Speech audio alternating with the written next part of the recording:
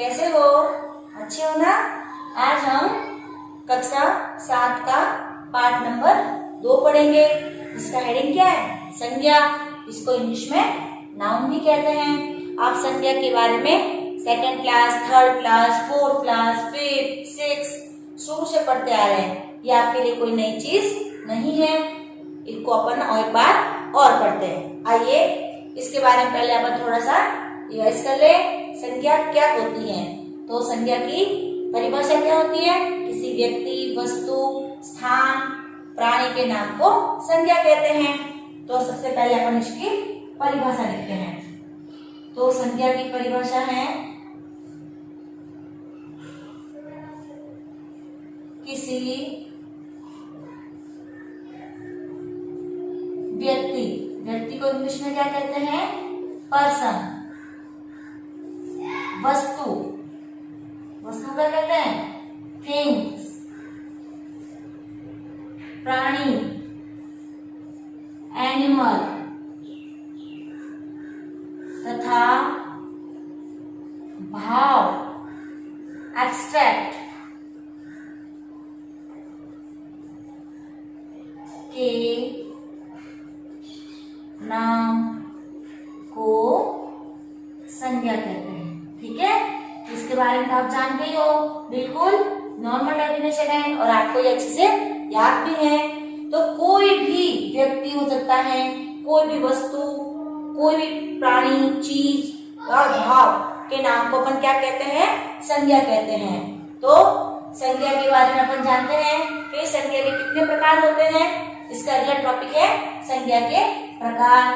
तो संज्ञा के कितने प्रकार होते हैं? संज्ञा के 5 प्रकार होते हैं। अपन ने सेकेंड, थर्ड, फोर्थ क्लास में इसके 3 ही पढ़े थे, व्यक्तिवाचक, जातिवाचक और भाववाचक, क्योंकि हम उसका लिमिटेशन वहीं तक था।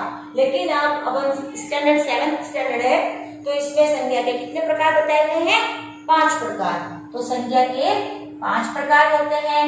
कौन कौन से होते हैं संज्ञा के 5 प्रकार? 3 तो वही हो गए, व्यक्तिवाचक। फर्स्ट कौन सा है? व्यक्तिवाचक। सेकेंड जातिवाचक। सेकेंड क्या है? जातिवाचक। थर्ड भाववाचक। थर्ड क्या है? भाववाचक। फोर्थ द्रव्यवाचक। और फिफ्थ नंबर है समूहवाचक, जिसको कलेक्टिव नाउन्स भी कहते हैं, समूहवाचक। तो ये में इसके 5 प्रकार हो गए संज्ञा के। फर्स्ट है व्यक्तिवाचक, जातिवाचक, भाववाचक, द्रव्यवाचक और समूहवाचक। मैं आपको पहले इसको थोड़ा सा इसमें डिटेल में बता देती हूँ, फिर इसको एक एक करके अपन अच्छे से समझेंगे। तो व्यक्तिवाचक में क्या होता है? एक ही प्रसिद्ध व्यक्ति, जो एक व्यक्ति विशेष के लिए वो नाम फिक्स हो, वो व्यक्तिवाचक संज्ञा कहलाती है। तो जो संज्ञा शब्द किसी विशेष व्यक्ति, वस्तु, प्राणी के लिए प्रयुक्त हो जाते हैं, उसे हम व्यक्तिवाचक संज्ञा कहते हैं। इसमें प्राणियों के नाम आते हैं, जैसे मोहन, राकेश, जैसे ताजमहल है, हिमालय है। तो जो चीज प्रसिद्ध हो गई और उसका एक अलग से अपनी पहचान होती है, वो व्यक्तिवाचक संज्ञा में कहलाती है। ठीक है, फिर जातिवाचक संज्ञा। जातिवाचक में क्या होता है? एक ही प्रकार की पूरी जाति का इसमें बोध होता है, वो कहलाती है जातिवाचक संज्ञा। थर्ड है भाववाचक संज्ञा। भाववाचक संज्ञा में मन के भाव, फीलिंग्स, उसके जो अपन देखते हैं, अपन महसूस करते हैं, वो होते हैं भाववाचक संज्ञा में। फिर होता है द्रव्यवाचक संज्ञा। इसके अंदर क्या आता है? द्रव्य मतलब लिक्विड, जैसे इसमें सोना, चांदी, दूध, घी, तेल, ये सब इसके अंदर आते हैं। इसको मेटेलिक प्लस लिक्विड दोनों इसके अंदर मिक्स होते हैं। और लास्ट है समूहवाचक संज्ञा। इसको अपन कलेक्टिव नाउन्स भी कहते हैं। पूरी समूह मतलब सेना, उसका बोध इसमें होता है। ग्रुप, सेना, कक्षा, कोई सभा है, उसके बारे में इसमें बताया जाता है। तो अब हम इनको डिटेल में पढ़ेंगे। तो संज्ञा के प्रकार कितने बताए गए हैं? 5 प्रकार बताए हैं। सबसे पहले हम पढ़ेंगे व्यक्तिवाचक संज्ञा। व्यक्तिवाचक संज्ञा को इंग्लिश में क्या कहते हैं? पर्सनल नाउन, प्रॉपर नाउन, इसको इंग्लिश में कहते हैं प्रॉपर नाउन।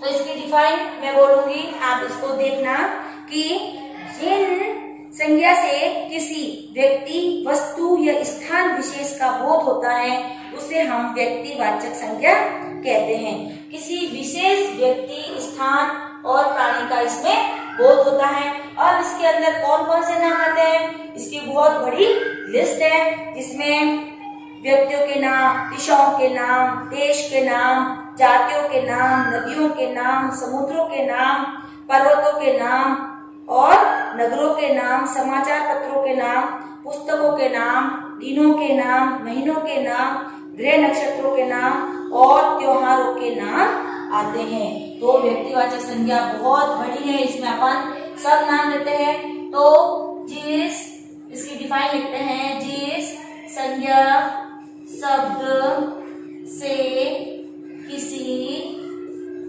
विशेष व्यक्ति या वस्तु का हमें क्या होता है, हमें बोध होता है, उसे हम व्यक्तिवाचक संज्ञा कहते हैं। देखो आधे आंसर तो जो क्वेश्चन आता है ना उसके अंदर ही आते हैं। व्यक्तिवाचक मतलब प्रॉपर नाउन, मतलब किसी एक ही के बारे में इसमें बताया जाता है। इसमें अपन देख लो, जैसे सबके नाम आ गए, व्यक्ति के नाम, वस्तु के नाम, में सिर्फ नाम ही लिख रही हूँ, ठीक है। नाम किसके नाम, दिशाओं के नाम, फिर नदियों के नाम, नदी के, नदियों के, पर्वतों के, और बताओ, नदियों के, पर्वतों के, पुस्तकों के, भाषा के, पुस्तक, भाषा, सबके नाम इसके अंदर, और बहुत ज्यादा मैंने आपको बोल के बता दिए हैं। तो इन सब का ज्ञान जिस संज्ञा शब्दों द्वारा होता है उसे हम व्यक्तिवाचक संज्ञा कहते हैं। फिर सेकंड कौन सी थी, व्यक्तिवाचक के बाद में जातिवाचक। जातिवाचक, जातिवाचक संज्ञा में क्या होता है, इसको अपन क्या कहते हैं इंग्लिश में, कॉमन नाउन। क्या बोलते हैं, कॉमन। कॉमन का मतलब जो सबके लिए प्रयोग होता है उसे अपन क्या बोलते हैं, ये तो कॉमन है। कॉमन का मतलब हर एक के लिए प्रयोग होता है। तो सेकंड है जातिवाचक संज्ञा, इसके अंदर एक ही, क्या लिखेंगे अपन, एक ही जाति के व्यक्ति या वस्तुओं का बोध होता है, ठीक है। एक ही जाति के मतलब, जैसे मैंने कहा लड़का, तो लड़के में सारे लड़के आगे, चाहे कोई भी कक्षा का हो, कोई भी उम्र का हो, तो एक ही जाति के सभी प्राणियों, वस्तुओं का बोध होता है, उसे हम जातिवाचक संज्ञा कहते हैं। अब इसका मैं आपको उदाहरण द्वारा समझाती हूँ, आइए देखिए कैसे होता है ये। उदाहरण में लिखती हूँ, मैं जैसे मैंने लड़का तो बोल दिया, अब मैंने लिखा पेड़। अब मैंने ये तो लिखा कि नीम का पेड़ या बरगद का पेड़, मैंने कहा पेड़।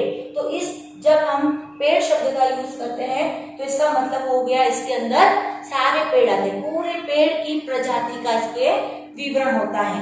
तो इसकी डेफिनेशन यही है कि एक ही जाति के व्यक्ति या वस्तु का बोध होता है। तो पेड़ में सारे पेड़ आ गए। मैंने लिखा फल, फल के अंदर भी सारे फल आ गए, आम का फल, अनार का फल, जो भी है सारे फल इसके अंदर आ जाते हैं। फिर फल, फूल, पंडित, मंत्री, ये कुछ ऐसे वर्ड है। पंडित, पंडित के अंदर बहुत सारे पंडित आ जाते हैं, कोई प्रॉपर एक पंडित का मैंने नाम लिया नहीं।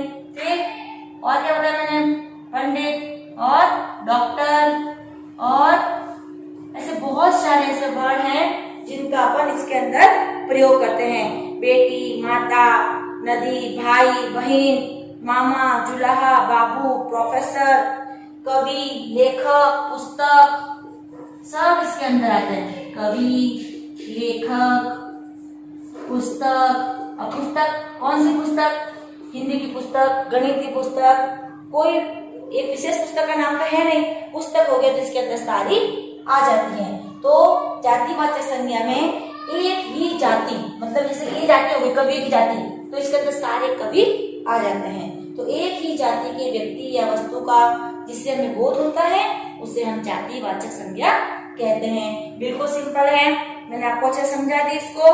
थर्ड है भाववाचक संज्ञा। कौन सी है? भाववाचक संज्ञा। ये थोड़ी किसी किसी को कम समझ में आती है क्योंकि ये थोड़ी सी डिफरेंट भी है, जिसको अपन बोलते हैं एब्स्ट्रैक्ट नाउन। क्या बोलते हैं इसको? Abstract noun. तो पहले इसकी मैं आपको परिभाषा बताती हूँ कि जिन संज्ञा शब्दों से किसी व्यक्ति, वस्तु और स्थान के गुण, दोष, धर्म, अवस्था, स्वभाव या भाव का बोध हो तो हमें उसे भाववाचक संज्ञा कहते हैं। तो क्या होता है? किसी व्यक्ति, वस्तु के, इसमें अपन क्या लिखेंगे? किसी भी व्यक्ति, वस्तु के क्या क्या देखते हैं अपन? उसके गुण देखते हैं, उसके दोष देखते हैं, उसकी अवस्था के बारे में, उसके भाव के बारे में हमें पता चलता है तो उसे हम कहते हैं भाववाचक संज्ञा। भाव के बारे में पता चले उसे हम भाववाचक संज्ञा कहते हैं। अब कैसे कहते हैं भाववाचक संज्ञा? भाव का मतलब अंदर आने वाली फीलिंग्स, कुछ को अपन महसूस करते हैं, उनको अपन क्या करते हैं? देखते हैं कि हाँ इसमें ये अवस्था बताई गई है। अवस्था कैसे? जैसे बचपन, बुढ़ापा, जैसे वो व्यक्ति बूढ़ा है तो इसमें अगर अपने वो संज्ञा पूछे तो वो भाववाचक संज्ञा होगी। अब वस्तु के गुण, गुण जैसे अच्छी है, बुरी है, मीठी, खट्टी, तीखी, काली, सफेद, तो ये सब इसके अंदर आते हैं। व्यक्ति के भी हो सकते हैं, वस्तु के भी हो सकते हैं। तो इसमें अपन उदाहरण लिखेंगे, जैसे लंबाई। इसमें उदाहरण क्या लिखेंगे अपन? उदाहरण देखते हैं। लंबाई मतलब वो लंबा है, वो छोटा है। लंबाई, बुढ़ापा, बचपन, जवानी, हरियाली, ठीक है, ये सारे वर्ड इसके अंदर आते हैं। और भी हैं बचपन, जवानी, हरियाली, मिठास, क्रोध। मिठास भी इसके अंदर ही आता है। क्रोध क्या है? मन का भाव है, वो भी इसके अंदर आता है। क्रोध, गुस्सा, दया, नम्रता, तो जो अपने मन में फीलिंग होते हैं किसी को देखकर, वो सारे भाववाचक संज्ञा में आते हैं। तो भाववाचक संज्ञा में क्या आते हैं? किसी व्यक्ति के गुण हैं, दोष, उसकी अवस्था, उसके बारे में हमें जिस संज्ञा द्वारा पता चलता है उसे हम क्या कहते हैं? भाववाचक संज्ञा। जैसे उदाहरण मैंने बता दिए, लंबाई, बुढ़ापा, बचपन, जवानी, मिठास और क्रोध। और भी है इसके अंदर उदाहरण, वो अपन डिटेल में पुस्तक में पढ़ेंगे। अब इसका फोर्थ प्रकार कौन सा? चौथा प्रकार समूहवाचक संज्ञा। चाहे समूहवाचक लो चाहे द्रव्यवाचक लो, कोई भी ले सकते हैं अपन, कोई फिक्स नहीं। 4 नंबर पर यही संज्ञा का प्रकार आता है। तो अपन नेक्स्ट लेते हैं समूहवाचक संज्ञा, जिसको अपन कलेक्टिव नाउन्स भी कहते हैं। बिल्कुल सिंपल, इसके सबसे ही हमें पता चल रहा है। तो 4 नंबर संज्ञा हो गई कलेक्टिव नाउन्स, समूहवाचक संज्ञा। ठीक है, समूहवाचक संज्ञा, इसको इंग्लिश में कहते हैं कलेक्टिव नाउन्स। Collective noun. तो इस संज्ञा में क्या होता है? इस संज्ञा में अपन देखें तो समूह का बोध होता है कि किसका समूह के बारे में बताया गया है। ठीक है, इसकी मैं डिफाइन बोलती हूँ परिभाषा, कि जिन संज्ञा शब्दों से व्यक्ति या वस्तु के समूह या समुदाय का बोध हो। बिल्कुल सिंपल है, समूह या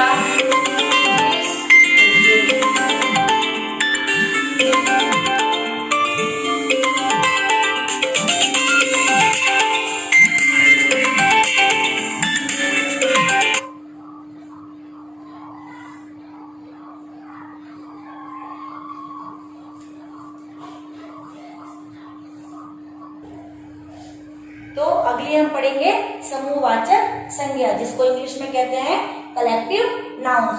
तो इसकी अपन परिभाषा लिखे कि जिन संज्ञा शब्दों द्वारा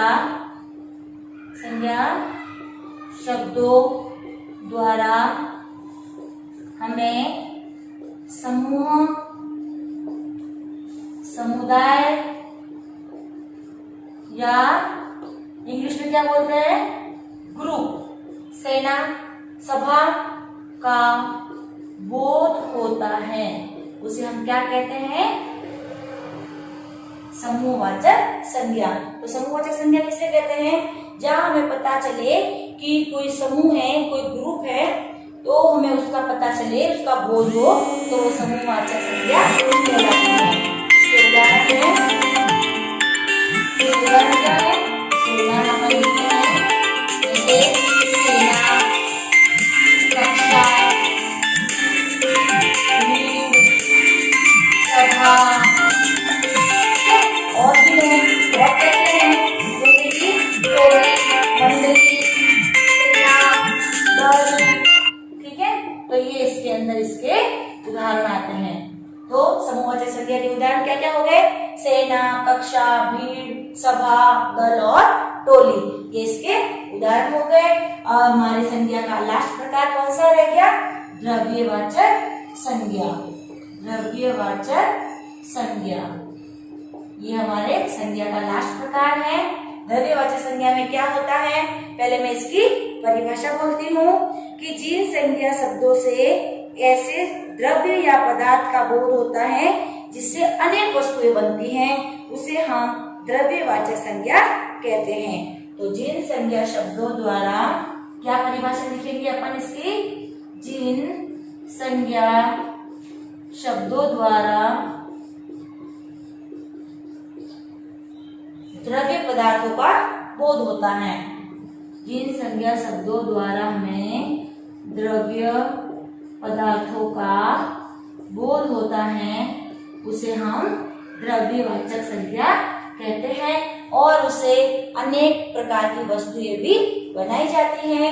इसमें अपन उदाहरण लिखेंगे। देखो, इसमें द्रव्य के बारे में बताया गया है। अपन द्रव्य को इंग्लिश में क्या कहते हैं?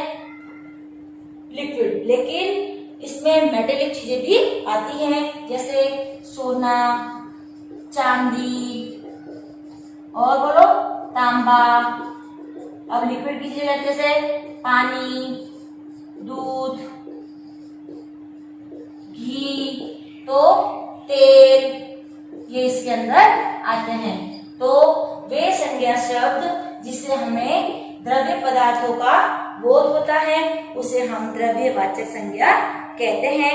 जैसे मैंने आपको बता दिया, मेटेलिक भी है इसके अंदर और लिक्विड वाले उदाहरण भी इसके अंदर दे रखे हैं। तो ये थे संज्ञा के हमारे 5 प्रकार, जो आपने अच्छी तरह से समझ लिए हैं।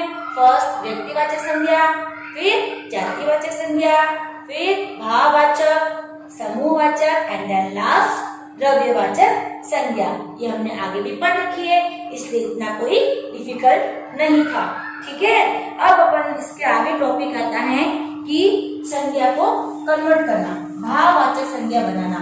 अगर व्यक्तिवाचक संज्ञा है तो उसकी भाववाचक संज्ञा कैसे बनेगी, जातिवाचक है तो उसकी भाववाचक संज्ञा कैसे बनेगी। तो अब हम संज्ञा को कन्वर्ट करेंगे, बदलेंगे, चेंज करेंगे कि इस संज्ञा से अगर ये वाली संज्ञा बनानी हो तो हमें क्या करना चाहिए। तो अपन इसका हेडिंग डालेंगे, भाववाचक संज्ञा बनाना। क्या डालेंगे? भाववाचक संज्ञा बनाना, व्यक्तिवाचक से, जातिवाचक से, ठीक है, चेंज करना। तो अब हम कुछ संज्ञा शब्दों को चेंज करेंगे जिससे वो भाववाचक संज्ञाएं बन जाएगी। तो मैं पहले आपके यहाँ उदाहरण लिख देती हूँ जातिवाचक संज्ञा के, फिर इसको अपन चेंज करेंगे। तो यहाँ मैं लिखती हूँ जातिवाचक संज्ञा। ये जातिवाचक संज्ञा है, इसके अपन क्या बनाएंगे? भाववाचक संज्ञा। ठीक है, भाववाचक संज्ञा। और इधर मैं लिख देती हूँ व्यक्तिवाचक संज्ञा से भाववाचक संज्ञा बनाना। फिर है पहले अपन जातिवाचक संज्ञा से भाववाचक संज्ञा बनाते हैं। जैसे बूढ़ा, बूढ़ा एक जातिवाचक संज्ञा। बूढ़ा मतलब बूढ़ा व्यक्ति। और कौन सा बूढ़ा व्यक्ति? कोई फिक्स नहीं है। तो बूढ़ा और पशु, देव, बूढ़ा, पशु, देव, लड़का, मित्र, चोर, ये लेते हैं अपन। ठीक है, तो बूढ़ा से क्या बन जाएगा? बुढ़ापा। बूढ़ा से बन गया बुढ़ापा। पशु से बन जाएगा पशुत्व या पशुता, ठीक है। पशु से बन गया पशुत्व, देव से देवत्व, लड़का से लड़कपन। ये हम क्या कर रहे हैं, जातिवाचक संज्ञा को भाववाचक संज्ञा में कन्वर्ट कर रहे हैं। फिर मित्र से बन गया मित्रता, से है ना सिंपल, बिल्कुल सिंपल है। चोर से क्या बन गया बताओ, चोरी, हाँ बिल्कुल सही, चोर से बन गया चोरी। तो इस तरह अपन ने व्यक्तिवाचक जातिवाचक संज्ञा से भाववाचक संज्ञा बना ली, है ना, बिल्कुल सिंपल। अब हम सर्वनाम शब्दों को भाववाचक संज्ञा बनाएंगे, जैसे कि अपना, पराया, नीच और मम, ये 4 वर्ड लेती हुए, ठीक है। अपना, पराया, नीच और मम, इसके अपन ये है सर्वनाम शब्द। क्या है ये, सर्वनाम है। इसकी अपन भाववाचक संज्ञा बनाएंगे। तो अपना से क्या बनेगा, अपनत्व और अपनापन, ये 2 वर्ड बनेंगे। अपनत्व और अपनापन, अपन क्या बना रहे हैं, भाववाचक संज्ञा बना रहे हैं। पराया से क्या बनेगा, परायापन, ठीक है। निज से निजत्व या नीचपन, दोनों बनेंगे इसके भी, निजत्व या नीचपन। और मम से क्या बनेगा, ममत्व और ममता, ये 2 वर्ड बनेंगे, ठीक है। समझ में आया ना आपको, ये सर्वनाम शब्द है। बताइए आपको सर्वनाम शब्द क्या होते हैं। तो अपन ने सर्वनाम से क्या बनाई, भाववाचक संज्ञा बनाई। इसके जस्ट आगे है विशेषण से अपन भाववाचक संज्ञा बनाएंगे। क्या बनाएंगे, विशेषण से। इधर मैं लिखती हूँ विशेषण, और अपन विशेषण से क्या बनाएंगे, भाववाचक संज्ञा। अब विशेषण में क्या क्या आता है, काला, गोरा, खट्टा, तीखा, मीठा, ये वाले वर्ड आते हैं। तो मैं लिखती हूँ जैसे लाल, मोटा, हरा, ठीक है। और बताओ, और क्या लिखूं मैं, मीठा, गर्म, ठीक है, मीठा और गर्म। तो ये हो गए विशेषण के उदाहरण, ठीक है ना। विशेषण में किसी विशेषण की परिभाषा क्या होती है, वे संज्ञा शब्द जो किसी की विशेषता बताए वो विशेषण कहलाते हैं। विशेषण का मतलब विशेषता, उसकी क्वालिटी कैसा है, कलर है तो लाल, पीला, नीला, काला, छोटा, मोटा, हरा, नीला, पीला, मीठा, खट्टा, तीखा और सर्द, गर्म, ये उसकी विशेषता हो गई। अब अपन इसको भाववाचक में कन्वर्ट करेंगे। लाल से बन जाएगा लालिमा, क्या बनेगा, लालिमा। मोटा से मोटापा, क्या बन गया, मोटापा। हरा से क्या बन जाएगा, हरियाली, क्या बनेगा, हरियाली। मीठा से मिठास, क्या बन गया, मिठास। और गर्म से बन जाएगा गर्मी, ठीक है। तो ये हमने विशेषण से क्या चेंज किए, भाववाचक संज्ञा में चेंज कर लिए। अब इसका लास्ट है, देखो पहले अपन ने बनाई जातिवाचक संज्ञा से भाववाचक संज्ञा, दूसरा बनाई सर्वनाम शब्दों से भाववाचक संज्ञा, थर्ड नंबर बनाए विशेषण से भाववाचक संज्ञा। अब हम बनाएंगे क्रिया शब्दों से भाववाचक संज्ञा। क्रिया शब्द आप जानते हो ना, क्रिया किसे कहते हैं, किसी काम का करना या होना क्रिया कहलाता है। तो अब हम क्रिया शब्दों से भाववाचक संज्ञा बनाएंगे। कैसे बनाएंगे, आइए देखते हैं। पहले तो हम क्रिया शब्द लिखते हैं, ठीक है। क्रिया शब्द कौन कौन से होता है, जैसे लिखना, चलना, दौड़ना, हंसना, खेलना, ये वाले वर्ड, ठीक है। तो अपन लिखते हैं लिखना, पहला वर्ड लिखती हूँ मैं लिखना, फिर खेलना, फिर दौड़ना। काफी है, चलो ठीक है। इसके अपन क्या करेंगे, भाववाचक संज्ञा में चेंज करेंगे, ठीक है। तो लिखना से क्या बन जाएगा, लिखावट। लिखना का भाववाचक क्या बन गया, लिखावट। खेलना से क्या बनेगा बताओ, लिखना से तो बन गया लिखावट, खेलना से खेल। खेलना से क्या बन जाएगा, खेल। और दौड़ना से दौड़, सजाना से सजावट, हंसना से हंसी, घबराना से घबराहट, टकराना से टकराहट, चिल्लाना से चिल्लाहट। ठीक है, तो इस तरह हमने आज 4 तरह से संज्ञा को चेंज किया, उनको अपन ने भाववाचक संज्ञा का रूप दिया। जैसे जातिवाचक संज्ञा से अपन ने भाववाचक संज्ञा बनाई, सर्वनाम शब्दों से भाववाचक संज्ञा बनाई, विशेषण से भाववाचक संज्ञा बनाई और क्रिया शब्दों से भाववाचक संज्ञा बनाई। समझ में आया ना आपको? ठीक है, तो संज्ञा जो लेसन है अपना, उससे रिलेटेड आज मैंने आपको सारा पढ़ा दिया है। ठीक है, आज के वीडियो में बस इतना ही। Please like and comment this video and our channel. Thank you. Thank you for watching the video. If you like the video, please subscribe our channel and press the bell icon for another updates. Thank you.